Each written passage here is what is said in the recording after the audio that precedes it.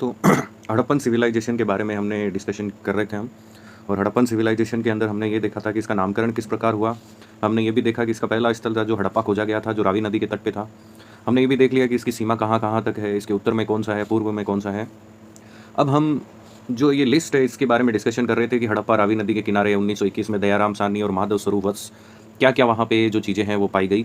इसी क्रम में हमने देखा था मोहनजोदाड़ो, जो सेकंड सबसे बड़ा एक तरीके से सबसे बड़ा शहर, लेकिन सेकंड खोजा गया था सिंधु नदी के किनारे 1922 में रास्कल दास बनर्जी और मार्शल वगैरह ने। उसके बाद चुनहदड़ो, वो भी पाकिस्तान में स्थित है, सिंध प्रांत में। तो चुनहदड़ो है पाकिस्तान के सिंध प्रांत में। सिंधु 1934 में NG मजूमदार वगैरह ने खोजा था। रोपड़ है भारत में, पंजाब में, सतलज के किनारे 1950 में। इसी क्रम में हमने देखते देखते कालीबंगा को भी देखा कि घग्गर नदी के कालीबंगा जो है वो घग्गर रिवर के किनारे पे है, राजस्थान में है, गंगानगर में स्थित है। ये हनुमानगढ़ डिस्ट्रिक्ट में, पूर्ववर्ती गंगानगर। अमलानंद घोष, BB लाल और BK थापर। हाल ही में जुते हुए खेत के निशान वगैरह जो भी है, अलंकृत ईंटें हैं, मिट्टी से अग्नि वेदिकाएं वगैरह बनी हुई है। तो अब हमारा इसी क्रम में जो नेक्स्ट आता है वो है लोथल। लोथल भारत के गुजरात में अहमदाबाद जो डिस्ट्रिक्ट है उसके अंदर है। ये भोगवा नदी के किनारे है। किस नदी के किनारे हैं? भोगवा नदी के किनारे। ये काफ़ी बार क्वेश्चन आ चुका है। 1954 में इसकी खोज हुई थी और SR राव ने इसकी खोज की थी। उत्खननकर्ता मान लो चाहे खोजकर्ता मान लो। यहाँ से प्राप्त क्या हुआ? अन्नागार, गुरिया मनका बनाने का कारखाना, रंगाई कुंड, गोंदीवाड़ा, ये डॉकयार्ड बोल सकते हैं जिसको, और हाथी दांत से निर्मित पैमाना, अग्नि की वेदिकाएं, पत्थर निर्मित वर्गाकार चक्की के 2 पार्ट, गुरिल्ला मरण्य मूर्ति, ये सब यहाँ से प्राप्त हुआ। तो एक तरीके से रंगाई कुंड वगैरह जो भी है, SR राव का नाम आपको याद रखना है 1954 के अंदर, ठीक है। धोलावीरा को वर्ल्ड हेरिटेज साइट भी घोषित किया जा चुका है। भारत में, गुजरात में और ये कच्छ में मिलता है, ठीक है। मानहर एवं मानसर इसका बोल सकते हैं हम। जो नदी है 1967 के अंदर उत्खनन हुआ, 1990 के अंदर। तो काफ़ी उपेक्षित रहा ये। इस स्थल को खोजने में मतलब 1990 तक का टाइम मतलब लग गया 67 से। JP जोशी और RS विस्ट, इन दोनों ने इसको खोजा या उत्खनित किया। जलाशयों के प्रमाण मिलते हैं, सोने की अंगूठी मिली यहाँ से, सूचना पट के प्रमाण मिले और स्टेडियम मिला एक। तो काफ़ी विस्तृत जानकारी है। धोलावीरा और लोथल दोनों ही गुजरात के स्थल हैं, ठीक है। ये दोनों ही गुजराती स्थल है। भोगवा नदी के किनारे है, ये मानहर या मानसर के किनारे है। और सर यानी तालाब होता है, आपको पता है। ये नदी भी हो सकती है, तालाब भी हो सकता है। अब थोड़ा सा आगे हम देख लेते हैं, आगे क्या लिखा हुआ है। नगर नियोजन, सामान्य विशेषताएं। सिंधु सभ्यता के नगर विश्व के प्राचीनतम सुनियोजित नगर है। बिल्कुल है। सिंधु घाटी के जितने भी नगर है वो प्राचीनतम नगर है। ऐसा प्रतीत होता है कि संपूर्ण नगर किसी संस्था के निर्देशानुसार बनाए गए हैं। मतलब कोई संस्था काम करती होगी, जैसे अभी मॉडर्न टाइम में इंस्टीट्यूशंस काम करते हैं, वैसे कोई संस्थाएं काम करती होगी और उनके निर्देशन में इनको ऐसे पूरा चौकोर शेप दिया गया कि भाई यहाँ पे ये होना चाहिए, यहाँ पे गढ़ होना चाहिए।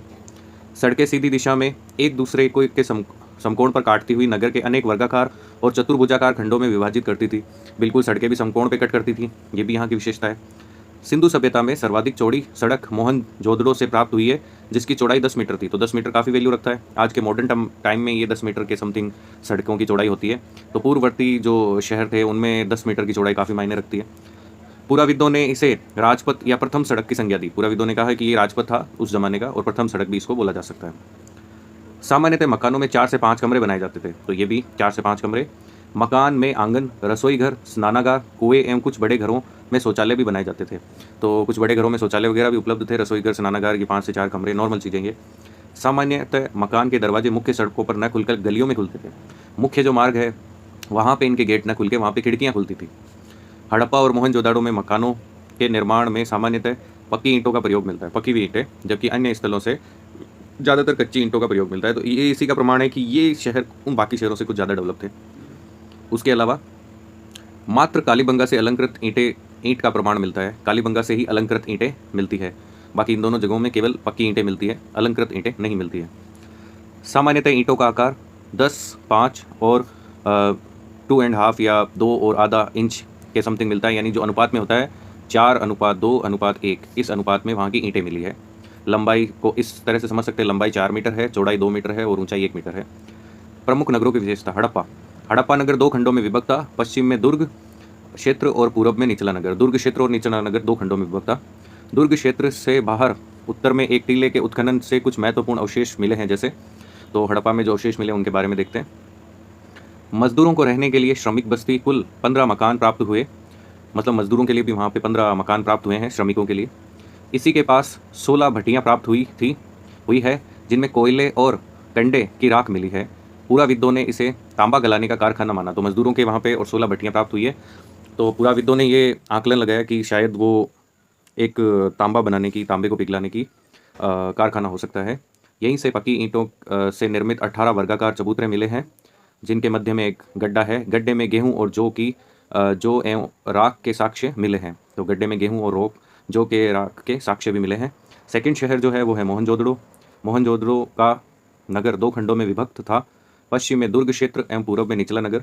दुर्ग क्षेत्र से अनेक सार्वजनिक इमारतें प्राप्त हुई, जैसे कि विशाल स्नानागार। यह पक्की हुई ईंटों से निर्मित अत्यंत ही सुंदर, सभ्यता में सबसे सुंदर कृति है। यह पूरी इमारत 180 फीट लंबी और 108 फीट चौड़ी है। तो ये एक सार्वजनिक इमारत हो सकती है। 180 फीट लंबी और 108 फीट चौड़ी, 180 और 108, जीरो को इधर कर दिया और इसको उधर कर दिया। इसके मध्य में एक तालाब जिसका आकार 11.89 मीटर लंबा और 7.01 मीटर चौड़ा और 2.43 मीटर गहरा, यानी ये इसका डायमेंशन होगा। तो इस तरह से ले सकते हैं कि भाई 12, 7 और 2.5, इस तरह से इसको ले सकते हैं। तालाब के तल तक पहुंचने के लिए उत्तर तथा दक्षिण दिशा में सीढ़ियां बनी हुई थी। तालाब के दक्षिण पश्चिम में एक नाली थी, जिसमें से तालाब का गंदा पानी बाहर निकाला जाता था। तो तालाब का गंदा पानी बाहर निकालने के लिए एक नाली भी बनी हुई थी। और सेकंड देखते हैं और क्या प्राप्त हुआ वहाँ से। विशाल अन्नागार। यह अन्नागार 45.71 मीटर यानी 45.5 मीटर से कुछ ज़्यादा लंबा था और 22.86 मीटर चौड़ा। अन्नागार के उत्तर में एक चबूतरा बनाया गया है। अन्नागार में कुल 27 प्रकोष्ठ बने हैं। सिंधु सभ्यता में सबसे बड़ा अन्नागार यहीं से प्राप्त हुआ है। और आगे देखते हैं, एक यहाँ पे दे रखा है इसी शहर का पुरोहित आवास। विशाल स्नानागार के पास से एक विशाल इमारत का प्रमाण मिला है, जो 70.1 मीटर लंबा और 23.77 मीटर चौड़ा है।